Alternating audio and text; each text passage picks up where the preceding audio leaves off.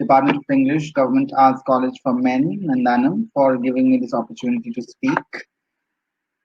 So, what am I really going to talk about today is basically uh, queer textualities, memory, body, and nation in select texts. So, let me share my screen so that I am able to sort of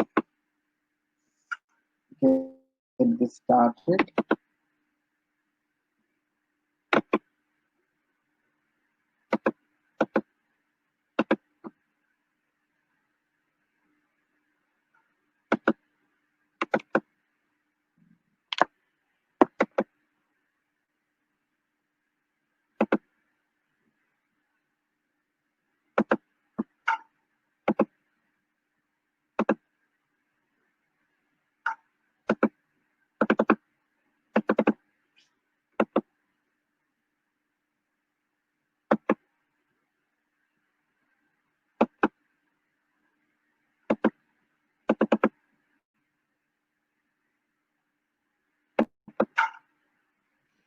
Yes, so I'm not able to see you people, but then I will try my best to sort of communicate. So, what I'm really trying to explain in this particular talk is basically how do identities inform us? How do we make of identity? Because identities are very important for us to sort of make a sense of who we are and what we need, what our rights are, and how we sort of present ourselves in this particular society. So there are multiple identities, whether it is based on gender, whether it's based on race, caste, class, sexuality. So what I'm trying to understand is how do we really understand identities, and are identities always fixed or are they fluid? And if they are not fixed, which is probably what I'm trying to research, then how do we really imagine identity? How do we really understand their modes of manifestation? Do they manifest themselves? Do they overtly display? Or do we need to sort of look into or read them against the grain of the text to sort of understand where do identities lie? So are identities therefore also in conversation with other identities? So are identities plural or singular? So all of those questions will be sort of dealt with. And since I'm dealing with queer, the particular keyword here is queer. And so we need to know that queer sort of informs a particular idea of an identity. It's an identity category. So that sort of allows us to further probe into what all dimensions this particular category can bring. So, on one hand, as we know, the word queer sort of gives us a sense of certain identities that are marginalized across the axis of sexuality. So, we have identity categories like lesbian, bisexual, transgender, queer, hijra, asexual, etc. So LGBT, there is intersex also. So IA, Q plus. So there are a lot of sexual minority identities, and therefore, to understand them, we really need to sort of see how are these identities as labels, as fixed categories like LGBTIAQ plus function, while at the same time, how queer as an umbrella term, as a capacious term, sort of encloses all of these identities together. So queer becomes an autocritical or post-structuralist, a deconstructivist way of understanding identity. So what I'm trying to probably go to is there a queer way of identifying? So that means that I'm not really saying that queer is probably connected to only sexual identities that are minority, sexual identities, the ones I named, but probably queer could be a way of thinking, a way of thinking in a more deconstructive or post-structuralist way, wherein we question our given identity. And I'm doing that through the variables of memory, body, and nation. So these will be the three variables I'll be taking to study in certain visual texts and poems, basically. So let me first set the background, which is basically the history of queer identity. Why did this particular identity need a particular public exposure? So, so the first slide, which is called the facts of the matter, a brief history of Section 377 of Indian Penal Code. So we sort of know that Section 377 sort of was introduced in 1861 during the British rule in India. And this particular section, in a sense, criminalized homosexual acts. So, so since we were colonized, we have a history of colonization. So we sort of imported, you could say, this particular act from England. So this is based on the Buggery Act passed in 1533 during the reign of Henry VIII in England. And the act defined buggery as an unnatural sexual act against the will of God.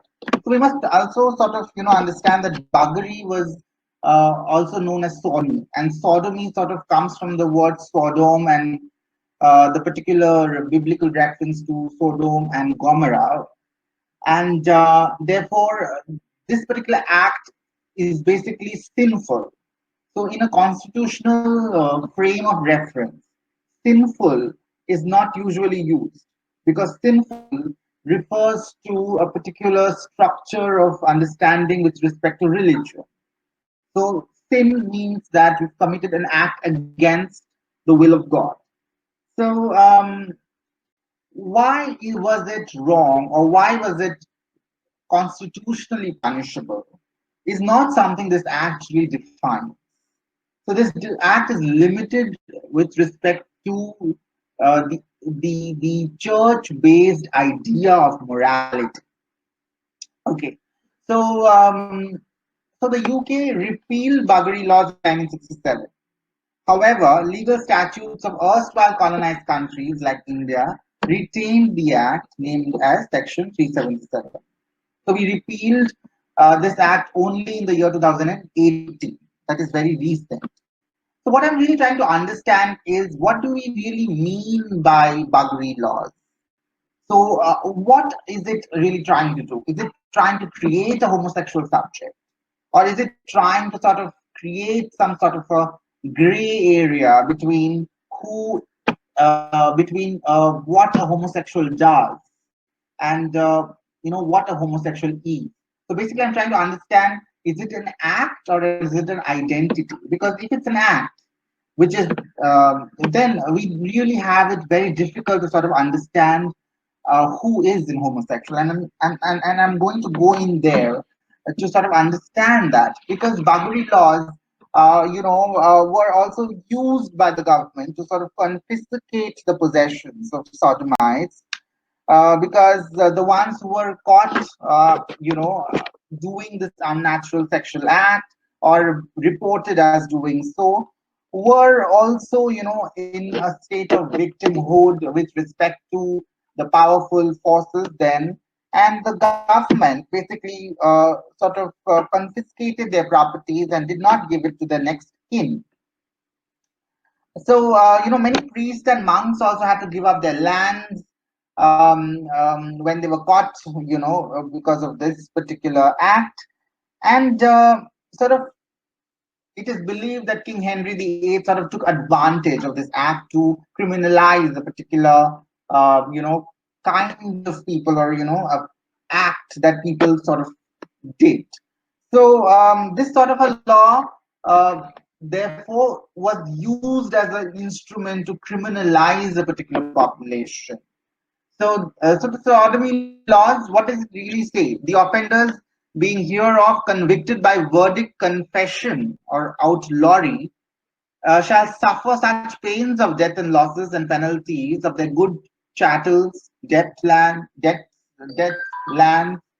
tenements, and hereditaments, which is whatever they inherit, as felons do, according to the common laws of this realm, and that no person offending in any such offense shall be admitted to this clergy. So we sort of get an idea that that if you're caught, then you'll suffer the pain of death. You will lose all your property, and you'll never be allowed to work in the church. So that sort of an idea is what we get through Buggery law. So this is basically a Christian way of understanding homosexuality. It's really sort of law that sort of associates a Christian view of homosexuality, which basically call homosexuality as a sin that cannot be named.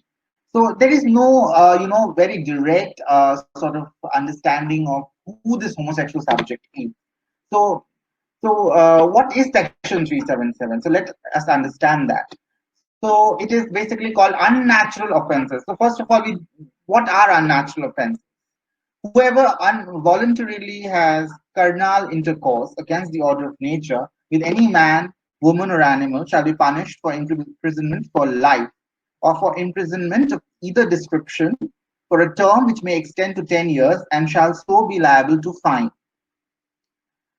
So basically, it is kind of calling for criminalization of anybody who has carnal intercourse. We don't know what's carnal intercourse. So carnal intercourse could be what, an animalistic intercourse, but then what does that really mean? Against the order of nature, what is natural? Is it all natural, or is it constructed or social? So what is really nature? Is nature as it is, or is it nature what we sort of make of it? So we don't know what is this order of nature that this particular section talks about. And so this gets punishment for life. And what is the explanation? Penetration is sufficient to constitute the carnal intercourse necessary for the offense described in this section. So anal penetration is a sufficient proof to sort of justify carnal intercourse. So this does not really target uh, homosexuals. So who were homosexuals? If homosexuals were performing these acts, then these acts are independent of homosexuals, because even heterosexuals could perform anal penetration if that is wrong. And so we don't really know or understand by this particular language as to what is unnatural or what is the order of nature, and what is called carnal intercourse. So this does leave a lot of gray area with respect to who is this homosexual, or what is this act doing, in the sense who is it really targeting. So Macaulay writes that sodomy relates to an odious class Sir, of excuse me, offenses. sir. Yes. Sir, sorry for the interruption. Sir, can you maximize your slide, sir? Oh, okay. Fine. There is an echo, I guess. Can you fix Oh, that, yeah, please? sir. Yeah, yeah. Yes, sir. Thank you so much, Yeah. sir. Thank you. Yes. So what does Macaulay have to talk about sodomy? Is that he says that it relates to an odious class of offenses respecting what it is desirable that as little as possible should be said. We are unwilling to insert, either in the text or in the notes, anything which could give rise to public discussion on this revolting subject. So this is basically what Macaulay says before drafting Section 377, because he was the one who did so.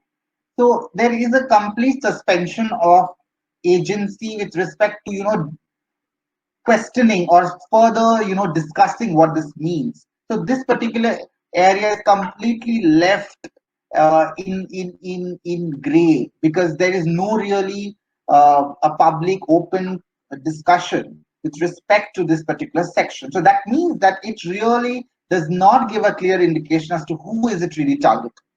So this is particularly what tries to sort of summarize what I've said. This is from an essay by Janity Halley. So what she says is sodomy statutes maintain themselves in part by the equivocal reference to identities and or acts. The duality of the sodomy statutes, sometimes an index of identity, sometimes an index of acts, is a rhetorical mechanism in the subordination of homosexual identity and the superordination of heterosexual identity. Designating homosexual identity as the personal manifestation of sodomy confirms its subordination. At the same time, the ways in which homosexual identity is not sodomy are subject to an organized forgetting.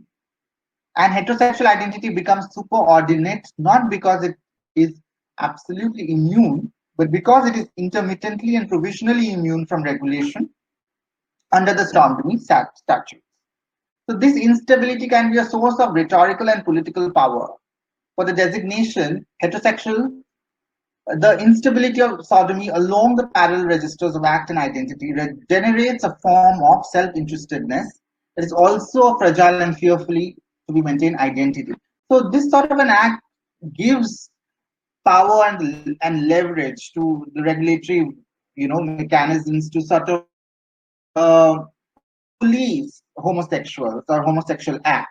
But this does not really say anything about whether heterosexuals are also involved, because heterosexuals are also practicing it. But because heterosexuals are, in a sense, gender and sexual orientation at a more superior plane, therefore they are less likely to be caught. But then that does not mean that this particular act really has clearly targeted a population. But then that exactly what is this act doing? That is, this is an act that is in the name of sodomy, trying to target a population, but at the same time is also sort of keeping that particular gray area wherein it sort of finds that even heterosexuals are, sort of can be a part of it.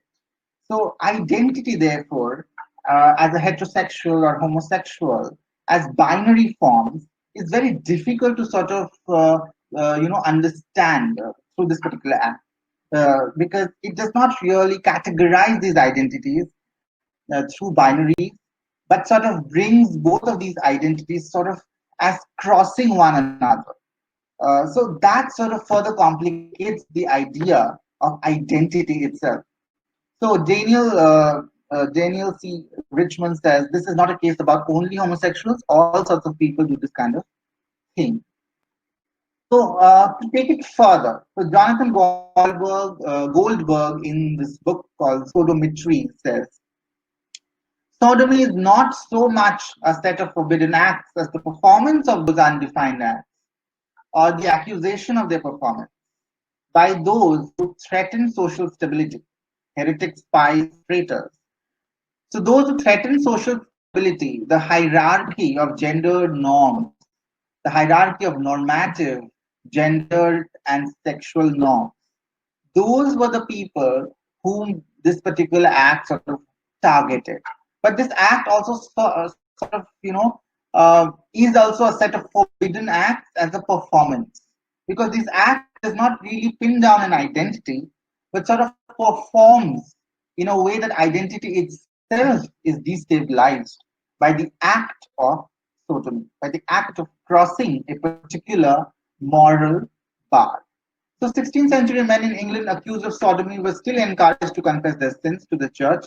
This was unlike in the 19th century when homosexuality became a scientific abnormality and the subject of discourse in the field of medicine, demography, education, and law. So later on in the 19th century, homosexuality sort of became a sort of scientific abnormality. People started researching on it. There was a particular species called the homosexual that sort of came about because of these researchers. And homosexuality was produced through the social discourse of demography, education, medicine, law, etc. So this was not this way in the 16th century, where men were still encouraged to confess their sins, but they were probably also likely to be forgiven. So homosexuality appeared as one of the forms of sexuality when it was transposed from the practice of sodomy onto a kind of interior androgyny, a hermaphrodism of the soul. The sodomite had been a temporary aberration, but the homosexual was now a species. So in the 19th century, this particular term, sodomite, which basically was a very complex term in a sense that it really did not pin down a particular identity, sort of got reduced to the homosexual, which is now an identity category, which has a certain set of characteristics. So the homosexual was seen as incapable of hiding his sexuality. It was everywhere present in him at the root of all his actions. So this is basically the contentious position here. That is, homosexual was seen as incapable of hiding his sexuality. So if somebody is incapable of hiding his sexuality, then what does it really do to his identity? So does his sexuality sort of question his own identity, or what sort of leads to him being a homosexual? So can homosexuality be then categorized if sexuality itself can disturb this category? Is what probably I'm going to look into. So far we understand sodomy as acts and not identities. People of all genders and sexualities can potentially practice it. As an act, it suggests plural and queer ways of expressing desire. So queer ways because it sort of critiques the very logic of identity, the way in which identity is structured along gender, sexuality. Yeah. So that sort of a logic of identity is what is questioned by sodomy. It helps understand layered registers of sexual expression and provides a queer view of sex, gender, desire, having multiple varieties and possibilities.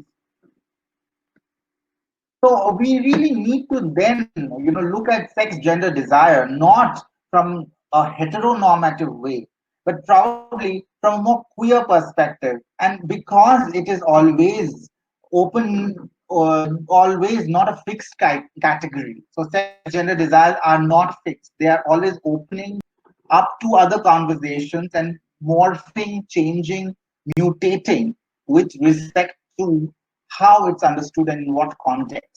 So, so identities are produced and naturalized by patriarchal instruments such as family, marriage, and kinship. We all know that. Gender, as an identity, is sort of manufactured by the family as an institution, marriage, kinship. Basically, heteronormative ideals the fact that if you're born male, then you will become a man. So if you're biological male, then you will turn into a social man, and then you will desire a woman, and then you'll marry a woman and have children. So that's sort of a idea of the family, which is basically an idea which means that your sexuality will equate your gender, and therefore, you will perform all of those heteronormative acts that will help in the building of, the sacred site of the family, which is also what the nation sort of celebrates. So we have laws made for the family members. Those who marry, they have laws, they're protected by laws and rights. So that is not something which, somebody who does not have a family or does not want to marry has. So, so it is generally understood that sex is biological and gender is cultural. This is what Guvo sort of taught us, that sex is biological, gender is cultural. But then Judith Butler in her book Gender Trouble sort of says that if gender is the cultural meaning that a sexed body assumes, so the word, as you know, sex becomes sexed, which means that you cannot have your sex, you cannot choose your sex, you cannot, because sex is given to you. You are not somehow, you're not choosing who you want to be as a sexual identity, right? So as you take birth, you are sexed. Just like you are gendered, you are also sexed because you don't choose at birth what your sex would be or how you'd want to sort of see yourself as a sexual being. So if gender is the cultural meaning that the sexed body assumes, then the gender cannot be said to follow from a sex in any one way. Taken to its logical limit, the sex gender distinction suggests a radical discontinuity between sexed bodies and culturally constructed genders. Assuming for the moment the stability of binary sex, it does not follow that the construction of men will accrue exclusively to the bodies of males, or that women will interpret only female bodies. So that means that if you take sex as biological and given, and gender as cultural, then culture is not something that is unitary. Culture changes, right? We have one particular culture in this particular part of this world, and then we have different cultures in different parts of the country and the world. So gender definitely changes. If even you sort of understand sex to be fixed as biological, but then if gender changes, then what does it do to sex? Because sex is also one which goes hand in hand with gender. So if gender is changing, that means that if you are male, then you may not necessarily be a man, as in the social way of understanding men. And if you're a woman, then sorry, if you're born female, then you may not necessarily be a woman with respect to the way women are expected to be in a patriarchal society. So the presumption of a binary gender system implicitly retains the belief in a mimetic relation of gender to sex, whereby gender mirrors sex or is otherwise restricted by it. When the constructed status of gender is theorized as radically independent of sex, gender itself becomes a free floating artifice, with the consequence that man and masculine might just as easily signify a female body as a male one. So, if gender is spread from sex, then as I said, the man and masculine could be a characteristic of a female body too, and vice versa. But sex too is not immutable, as it is also constructed historically, scientifically, sociologically. We know that the ideas of sex sort of changed from the olden times to now. So, which means that sex also has a history. Sex also is produced scientifically it's produced, which Foucault sort of talks about, that how sex sort of, was produced by a discourse of, discourse of an ideology that sort of, was propagated by the family, by the law, by government, by hospitals and other institutions. So, so the history of repression, for instance, is also sort of constructed by certain social cultural forces. And today, if certain forces have changed, which is why I'm able to speak so freely and openly about these topics which were not spoken of in the earlier times. Of course, it was spoken of, but in different ways. Today, we are trying to speak from a more post-structuralist, deconstructive way, but then it was not done so earlier. So the language of expression on sex, sexuality, desire, etc., has also changed across time. So it has changed historically, scientifically, sociologically, and politically, because today we have some kind of a queer activism in this country. Space Section 377 doesn't exist in the law books. So definitely there has been political movements. So the idea of sexuality has sort of, changed with respect to time, and how people have responded to it has also changed the way we see or view sex. So, so one doesn't choose one sex as gender, and therefore sex too is always and already gendered since birth.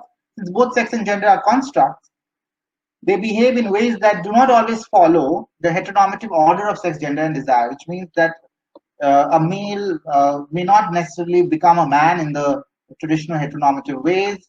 We understand masculinity, and also may not desire women or but men. So men may desire men, women, not always as sex subjects aligned to the patriarchal order, but in ways that dislocate, deconstruct, and queer the positions of sex, gender, desire.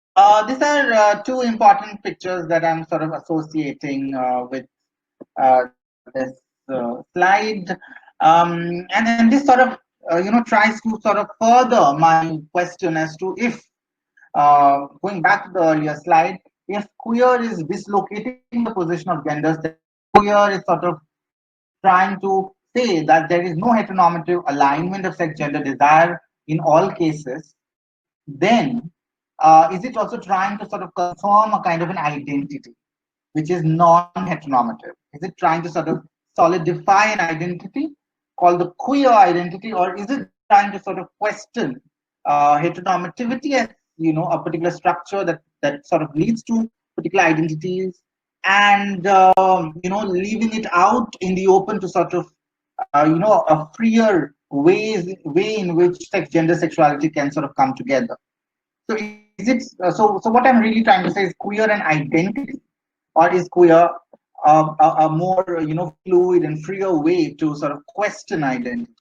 So that is what. So these two are very important sort of examples, that I sort of have, and I will need to sort of make the screen a bit small to. Sorry. So in the left hand side, you see a matrimonial ad. So this particular matrimonial ad is basically published in a newspaper called Midday in the year 2015. And this matrimonial ad is basically an ad, put by the mother of Harish Iyer, who's a popular gay activist in Mumbai, or queer activist in Mumbai. So this ad reads seeking 25 to 40. And remember, this particular ad came in the year 2015. So in the year 2015, Section 377 was not repealed. So that means that homosexual acts were still criminal. They were criminal offense. They were a criminal offense. So so this particular ad, did not get acceptance by major newspapers like Hindustan Times and all the rest of them. But Midday took it up.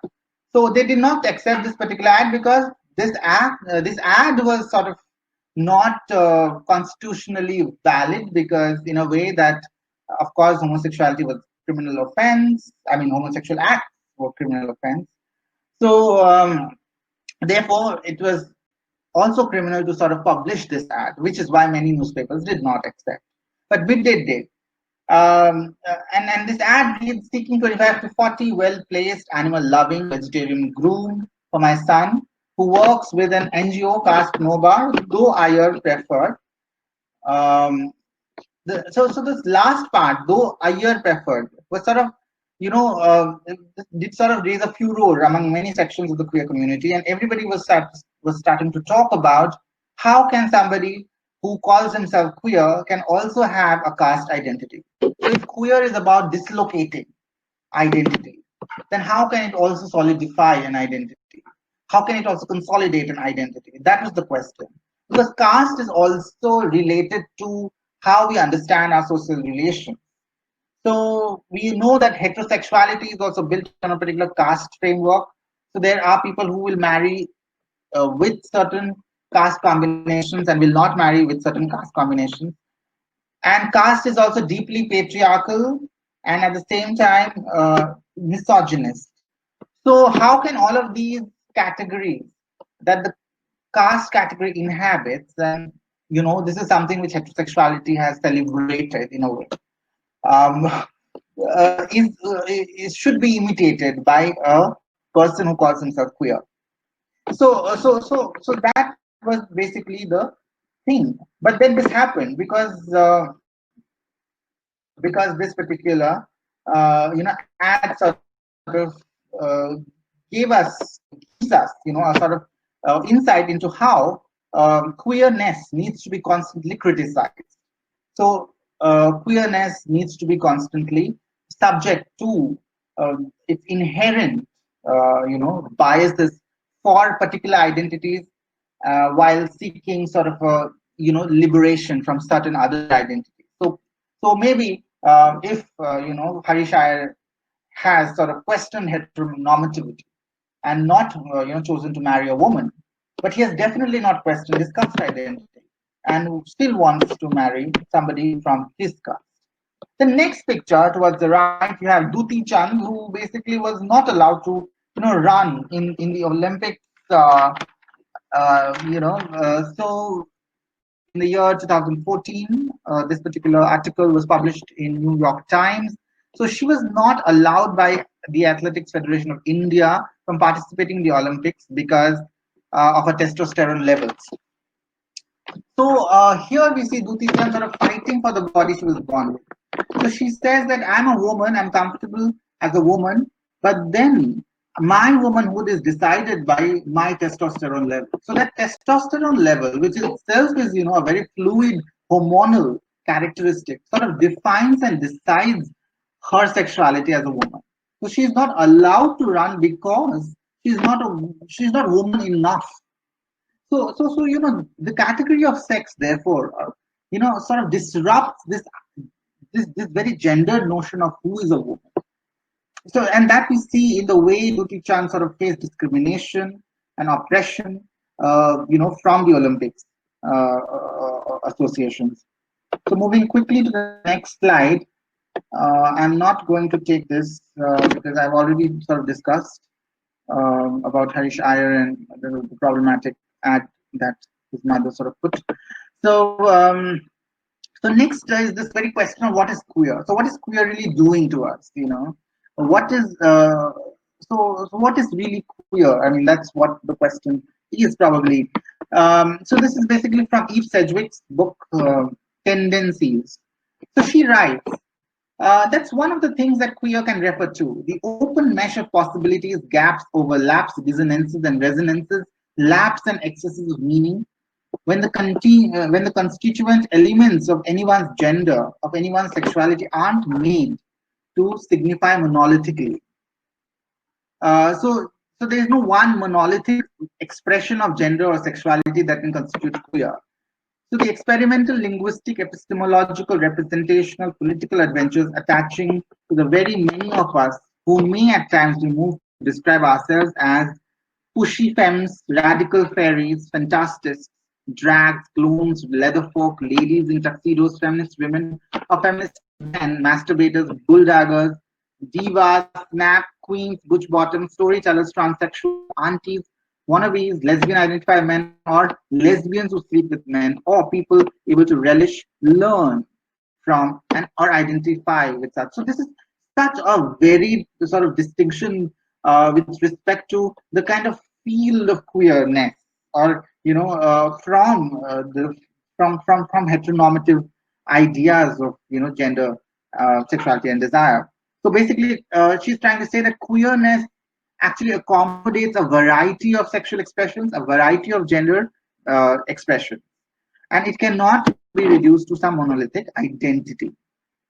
So again, queer can mean something different. A lot of the way I've used it so far in this dossier, this book, is to denote almost simply same-sex sexual object choice, lesbian or gay, whether or not it is organized around multiple crisscrossings or definitional lines, and given the historical and contemporary force of the prohibitions against every same-sex sexual expression, for anyone to disavow those meanings or to displace them from the term's definitional center would be to dematerialize any possibility of queerness itself. So, so at the same time, a lot of most exciting recent work around queer spins the term outward along dimensions that cannot be subsumed under gender and sexuality at all. The ways that race, ethnicity, post-colonial nationality crisscross with these and other identity constituting identity facturing discourses.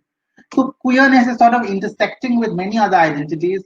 So if we talk about queerness as India, then we have queerness sort of intersecting with identities like caste, class, gender, race, sexuality, religion, etc. So queerness also changes with respect to where it is practiced, where it is sort of politicized.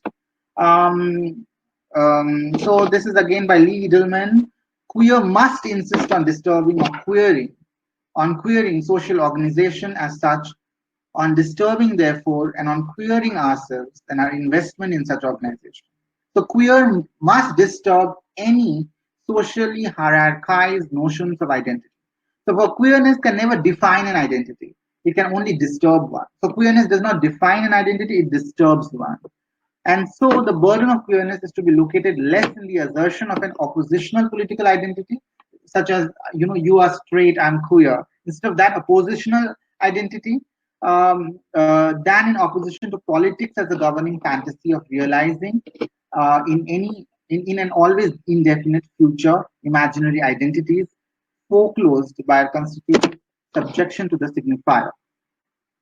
I'm proposing no platform or position from which queer sexuality or any queer subject may finally and truly become itself, as if it could somehow manage thereby to achieve an essential queerness. So there is no essential queer identity. There is no essential queer oppositionality with respect to heteronormativity. Queerness always disturbs existing hierarchized models of social relationships, And queerness, therefore, is always about creating newer ways to sort of understand ourselves, our own sexualities and genders. That is what it is. So, moving further, so this is basically the summary of what is queerness as a methodology that I'm really trying to take up to read text. Queerness opposes motivations towards consolidating identities. So, all motivations towards consolidating identities or solidifying identities, that is what queerness sort of opposes. It ruptures fixed identity categories like categories of man, masculinity, woman, femininity, etc., as fixed categories. They are ruptured and they're open to their field of difference, which means we can see men with respect to their femininity also, women with respect to their masculinity also. And if that is so, then masculinity is not simply the preserve of men, but masculinity could be deconstructed or dematerialized from the phallogocentric idea that it has to, source from men. So that's sort of a thing. So queerness is performative and without attachment to any singular essence. So queerness also is performative because we are always performing our genders because we are not given genders, but we become genders. We sort of intersect with other identities and our lived experiences, and we become, multiple other genders that sort of changes with respect to time and place and space. So queerness is therefore, representative of that So performance. excuse me, sir. Yes. So sorry to interfere. Sorry to interrupt, sir. Yeah. Participants would like to know your slides. Oh, Can okay, you okay. please Yeah, yeah. maximize I'm it? so sorry. I just Mhm. forgot about it. Thank you. Yeah. So I hope it's clear now. Yeah, it's clear, sir. Thank Yeah. you. Yeah. It's Okay. clear. Yeah.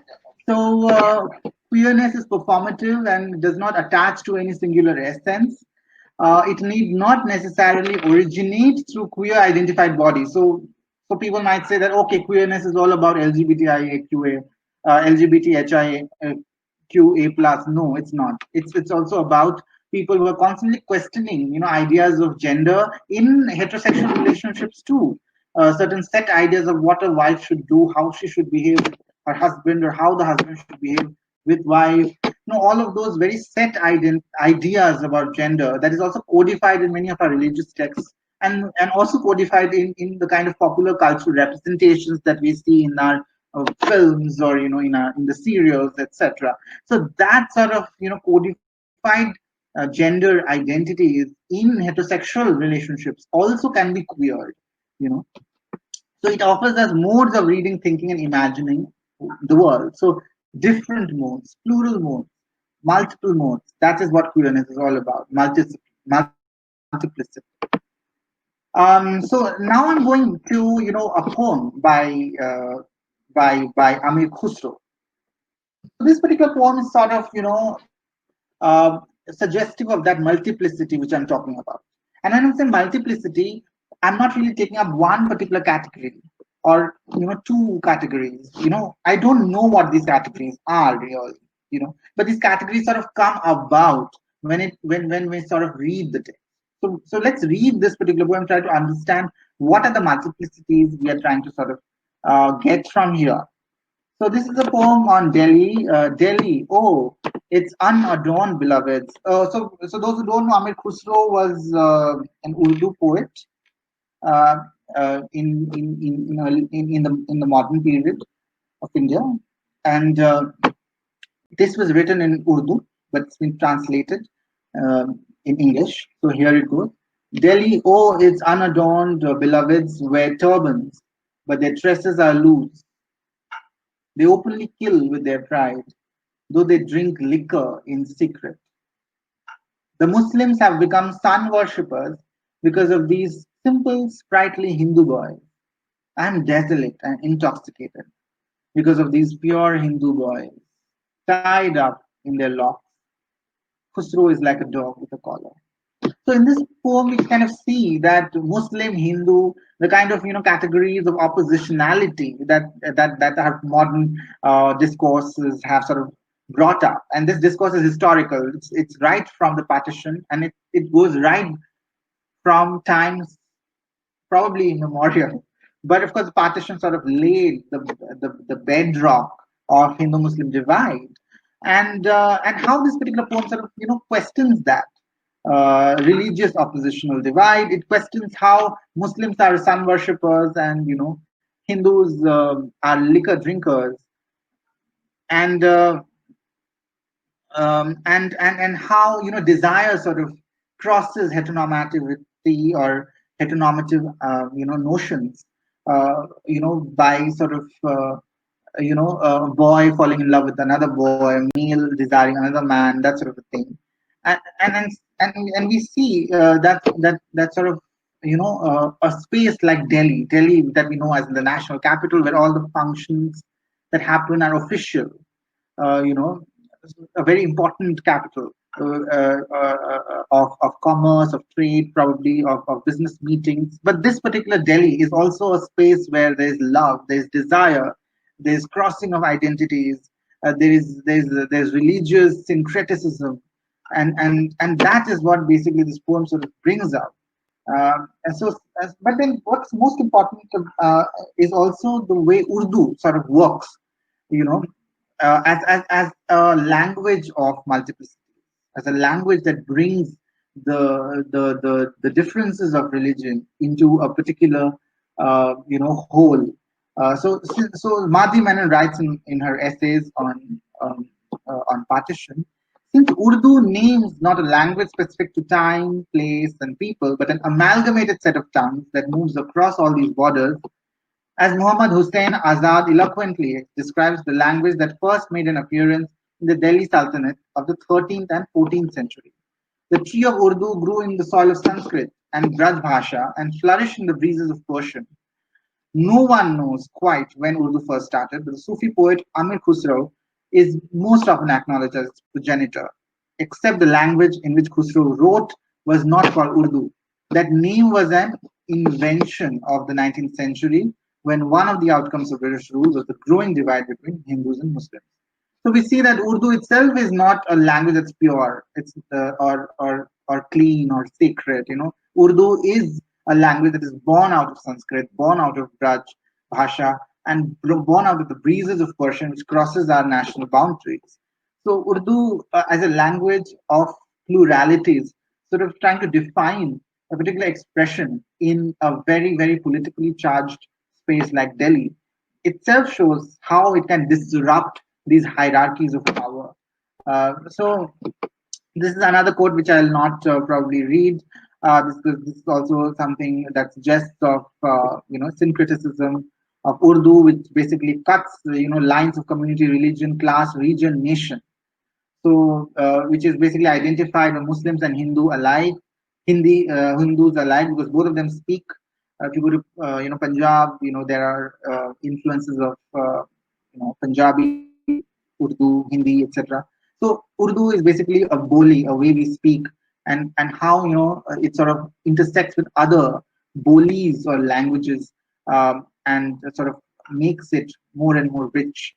Uh, and I think this is where I sort of bring this particular image here, in a time where we have, in a time which is so opposite in terms of division, divisions with respect to religion, particularly, and the CA and RC bill that is sort of targeted a particular religious community, and how we sort of perceive this idea of divide in a country which is so much syncretic. So on one hand, you have Zarina Hashmi's travels with Rani. So talking a bit about Zarina Hashmi. Zarina Hashmi is basically, born in the year 1937 in the grounds of Aligarh Muslim University, and she basically married an Indian diplomat, and she traveled the world. And post partition, she basically moved to New York. Her father moved to Pakistan with her sibling. So she basically is an artist, and she basically expresses the ideas of displacement. And this idea of displacement is woven in her artwork.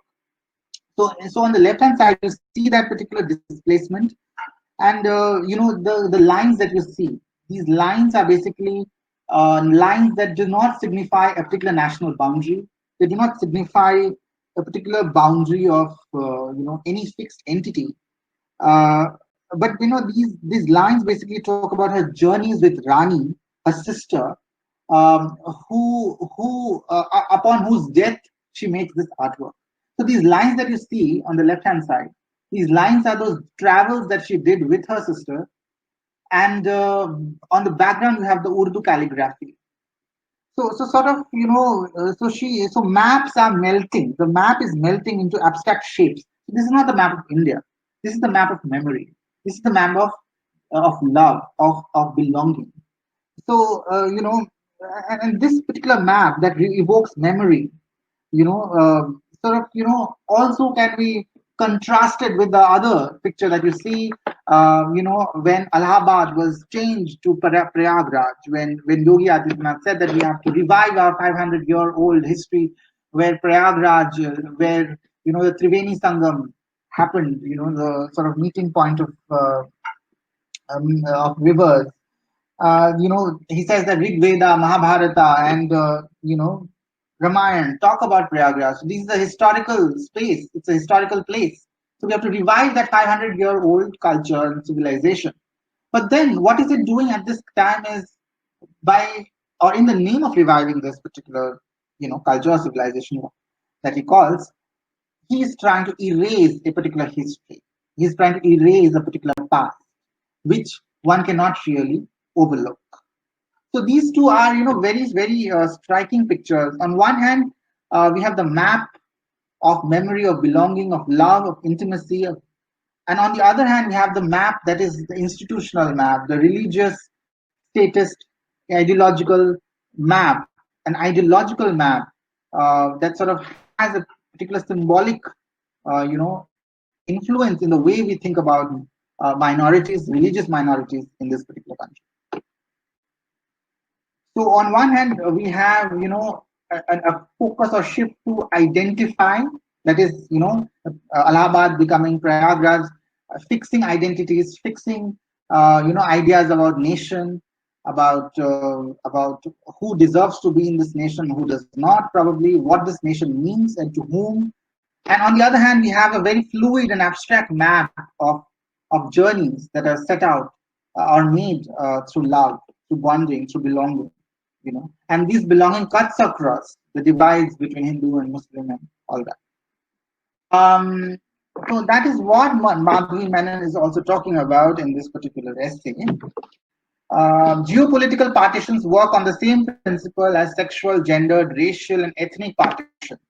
The very idea of a partition insists on an opposition between two wholes that are presented as holistic, despite having just been butchered in two.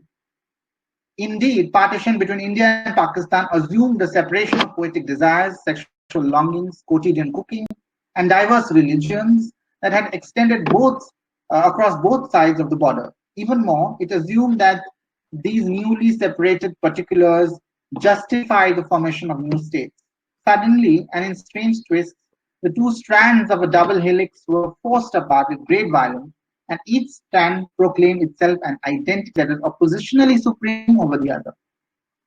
From both sides, this identitarian violence was directed not just at an enemy state but also toward the sexual politics of a religion notoriously impossible to pin down. In the lead up to and aftermath of 1947, Hinduism was equated with chasteness and non Western sexuality, while Islam was described as a province of homosexuality and pederasty. But equally, Hinduism was considered the domain of the luxuriant sensuality of the Kama Sutra, while Islam was cast as the strict religion that shunned Western sexuality, including homosexuality. So Islam was both strict and decadent, while Hinduism was both perverted and chaste. So neither religion can be unwrinkled, let alone made consistent. Yet each was cast in 1947 as supporting the identity of an entire nation and people. The two religions needed to be distinguished once and for all, fundamentally, from each in order to provide the basis for the partition of India. So these are two poems by Aga Shahid Ali, who is basically an Muslim Kashmiri queer exiled in America, and he writes these poems. Um, Ma'am, how long do I have? How much time do I have?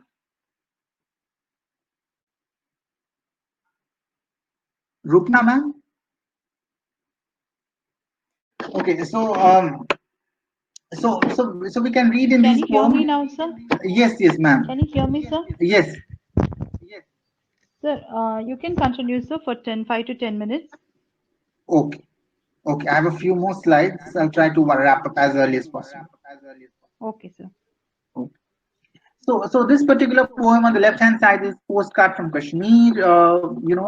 And here again you have this particular interruption into this whole identity debate that sort of is casted by ideas of nation, religion, desire, etc.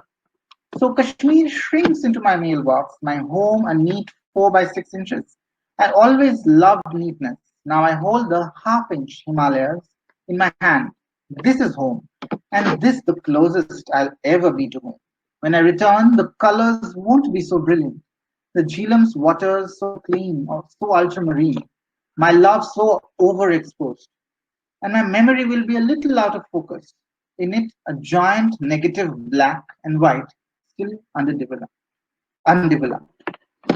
The right side you have, I dream it is afternoon when I return to Delhi, and this particular poem sort of gives us an impression of what Delhi has become, with multiple protests, and of course not just Delhi, all over India against CA and RC, and how this idea of citizenship is trying to exclude a particular religious minority group, and how much fear and how much insecurity people really face just because they belong to a different religion in a country that calls itself democratic. So, so he writes, at Purana Kila, I'm alone, waiting for the bus to Daryaganj. I see it coming, but my hands are empty. Jump on, jump on. Someone shouts. I have saved this change for you for years. Look, a hand opens, full of silver rupees. Jump on, jump on. The voice doesn't stop. There's no one I know. A policeman, handcuffs, silver in his hands, asks for my ticket. So this is probably the policeman who is always carrying handcuffs. Probably each time there is something in Delhi, people go ask for their rights or any sort of public protest because it's a democratic country and we have the right to protest. But we have these handcuffs or handcuff holders out there who are already asking for our ticket, whether we really have our identity of being a nationalist, of being a true patriot, of being a true citizen of this country. So that ticket is what we have to show, that certificate is what we have to show each time we question the state to include us in its imagination of democracy. So queerly enough, not clearly, but we have to see it queerly. Queerly enough, Shahid occupies an unsettling position, not only as a homosexual, but also as a Kashmiri, whose identity as a Muslim, immigrant, Indian, and queer person is always precarious to the patriarchal Islamophobic uh, state. Because of the multiple contesting boundaries of his being and the state of Kashmir itself, his experience is one that is interstitial. So we cannot say that his experience is one or the other, but his experience is interstitial, which is an in between space of simultaneity, of both belonging and unbelonging in relation to his memories, past and present. His hyphenated identity as a Kashmiri living abroad, Hindu fanatics, fellow Muslims, Shias, and Sunnis, like the constant border policing that strips his agency of identity from himself to the outside, beyond his control, much like the oppressive state. So his identity is always constantly interrupted by the forces that are beyond him, that are outside him, whether it is his memory of past and present, whether his identity as a Kashmiri living abroad, Hindu fanatics, or even fellow Muslims who take up extremist positions, Shia Sunnis, like the constant border policing that happens on the borders of Kashmir, wherein a Kashmiri doesn't know whether he's in Kashmir or whether he's in a border area where he doesn't know how long he'll live and when he will die. So that means that his agency to his life, to his identity, that he wants to define in his own terms, is always stripped, always taken away, and therefore he is always at the hands of the oppressive state. So, so we see queerness here because he's homosexual. So that also sort of poses a very critical contestatory space before him, whether he's really going to be understood as an Indian, because being queer, is it being Indian, or being Muslim, is it being Indian? So those ideas are what we are probably starting to think about today. So it occupies a shifting position of being both inside and outside. Exile, in another sense, also implies transgression, crossing borders. Like queerness, which unsettles the categories of identity, it implies crossing territories or disrupting their borders and rendering them unintelligible. So being in exile also gives you a sort of agency to cross these territories, disrupt these borders, and make them unintelligible. I'm going to skip the slides. So this is my last slide. So basically, what I'm finally trying to say is that what is queerness? We sort of discussed from sodomy, the law of sodomy, the language of sodomy, to multiple varied ideas of queerness when it intersects with ideas of memory, of nation, of body. In the case of Duti Chand, so, what is really queerness then? Queerness as a string of identity labels is constantly defeated by its non essentializing performance that exceeds and desires any label of fixed identity. However, desire does not hold to labels of sexual identity, it rather disrupts any ontological certainty of identity with respect to it. So, desire is what is disturbed by identity. To the same time, it also exceeds the identity. So it interrupts the fixity of identity, making itself universal. So this universal is a space of multiple differences. Universal does not really, consume a particular idea, but universal is basically a constantly, mutating sphere where particular ideas sort of uh, constantly challenge the limits of their identity. So the idea of the universal here is not apolitical. It only represents an empty signifier. So the universal is an empty signifier which is waiting to be filled by a particularity or an ontologically fixed identity. So whenever we sort of talk about identity, we always want to fix it ontologically. We want to say that this is our being. This is fixed. But then what universal does is this very theory of universalism is basically it says that look, this is an empty signifier, and you can fill it by a particularity of identity. But remember that identity is also not fixed because identity is constantly disturbed by desire itself. Identity is not what is given, but what you make of it. And you constantly are making identities with respect to the circumstantial the changes in lived realities that you have been subject to. So, however, the particular identity can never overcome its limitations and complete the process of signification. So there cannot be particular meanings, universal meanings that we can really get to, because meanings are also constantly shifting and changing. So the universal therefore retains its empty self, constantly redefining the particular through its attendant limitations. Identity therefore is always self-limiting, non-coherent, and incomplete. It is constantly ruptured by desire. The categories nation, body, memory cannot sustain as identitarian particulars, as their queerness or inherent incoherence inevitably disturbs their attempts to particularize as fixed identity. So, like India, Pakistan, homo, hetero, Hindu, Muslim, Hindi, Urdu, indigenous, foreigner, categories flow in and through each other, polluting any assumed core of identity, queering themselves in the process. So, so that is what is my last line, and thank you so much. Thank you, sir. Thank you. You gave a very clear perspective about QNS. So shall we go to the question answer round, sir? Question session?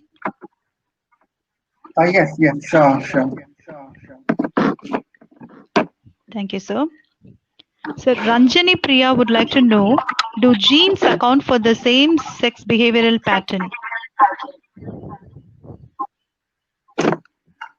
Well, this is a research that is still going on, I guess. So because I'm a social scientist, humanities researcher, so I'm not somebody who is well versed in this particular area.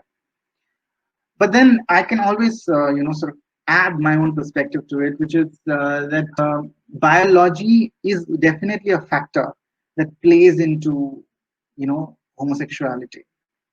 But then, that is just one of the factors. That's what many of the researchers say, that genes do play a role. You know, so we have these chromosomes XX, XY, etc. So if there is some probably interruption or disturbance in that, and we don't know, so that's also the thing, that we do not know what genes we'll have or what kind of combinations it will have, what kind of births we'll take, all of that is so very unpredictable. But then what's more important than that probably is the way society sort of, in a way represses homosexuality by sort of making it, criminal, or something that is not encouraged, something that's not something that should be practiced. So already in the moral sphere of this world, homosexuality is produced through repression. So, and instead, my sort of presentation shows that that queerness sort of disturbs sexuality. So then this whole thing about what is homosexual and what is heterosexual is also constantly at in a tension, because there's always, because these are not very bordered lines, and desire is always disrupting these categories. With respect to other identities also that sort of come into play with respect to the situation and circumstances where the subject is. So, so I would say that sexuality is a constantly contentious space where one is constantly discovering and rediscovering oneself in relation to the other. So genes do play a role, but then genes are not the only players. Thank you, sir. The next question is from Dr. M. Marimuthu. How gender is decoded in Indian epics? Right. Well, gender is decoded in Indian epics by mostly the post-colonial queer theorists. There's an interesting book by Ruth Vanita Salim Kidwai called I think it's the, the literary history of queer in India. So that's called Same-Sex Love in India, by the way. So yeah, we have multiple, references uh, the war on Kurukshetra, the whole relationship between Krishna and Arjuna, then the kind of avatars that sort of Shiv takes, which was that of Mohini and the birth of Ayappan through the kind of sort of quote unquote coitus between Shiva and Vishnu. And there are multiple other references too. So we see that when we read epics from the position of the time that we live in, that is, this is a critical position because these epics were already there, but nobody probably thought that we can also do a queer reading of it. So, considering the position that we are in, that is a moment where queer politics has got its visibility, it's got a global visibility. So, it has penetrated into the Indian context too. So we have started reading, relations between people in a way that sort of questions these normative ideas about how people should relate, sexually or through gender. So our epics are loaded with references, and I think I can just keep on telling you what they are. But then more than that, we should know that queerness is already embedded in our cultures. We just need to look at that. We just need to sort of uh, try to read against the grain, because the very idea and the logic of heteronormativity as desire, or as governance of social relationships has sort of invisibilized other kinds of desire. So probably we need to look further into the possibilities of desiring people and that sort of will help us as a methodology to read desire anywhere and everywhere, not just the. Thank you, sir. Thank you so much. The next question is from Karunya Sundari.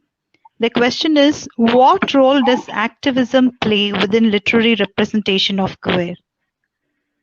Oh, I mean, activism plays a big role, because we know that from 2000 and um, I think it's 2008.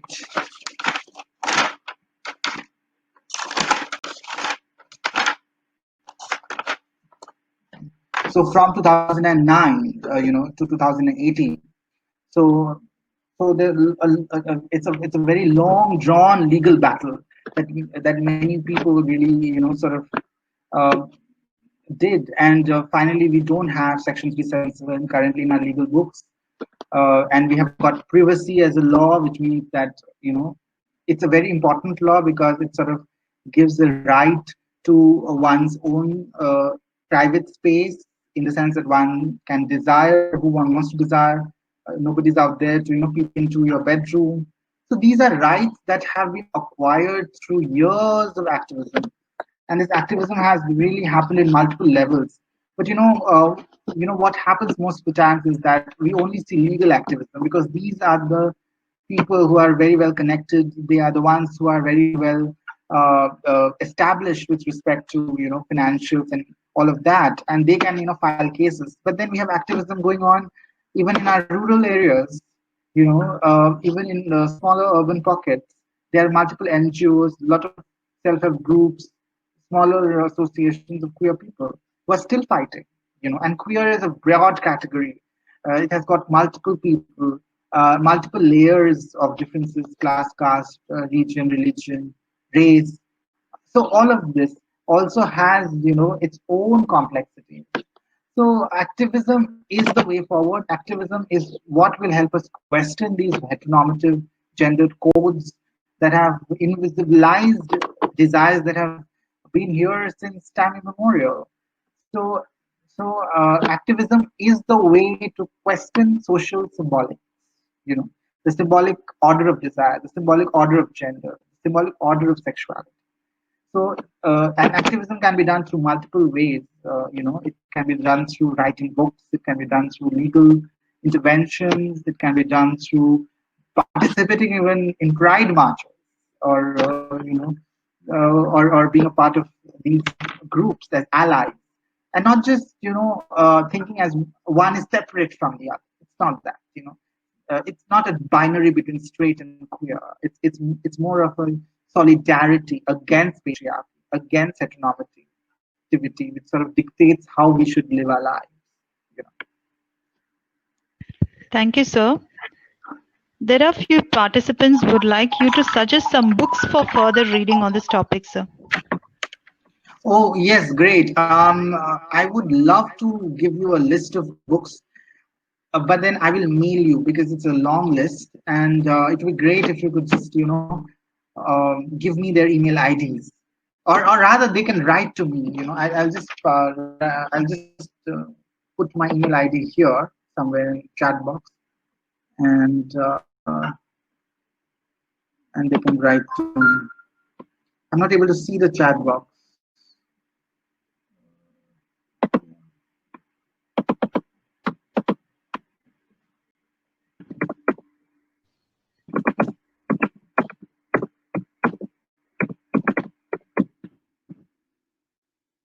Can you see it, Rupna ma'am?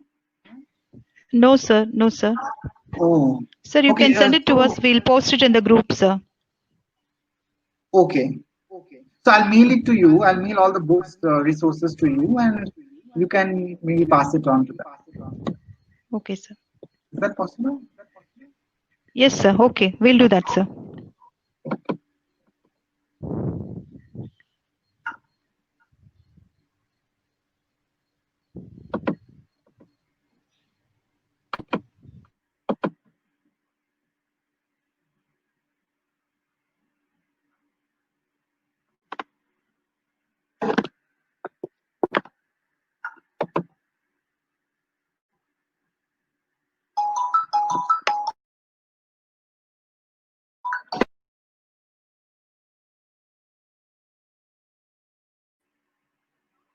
Hello. Yes.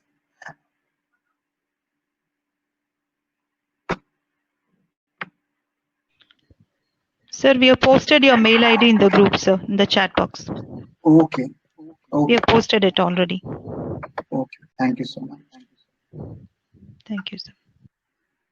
Shall we wind up the question answer session, sir? Yes, yes. In case there are no more questions, then probably we can. Okay.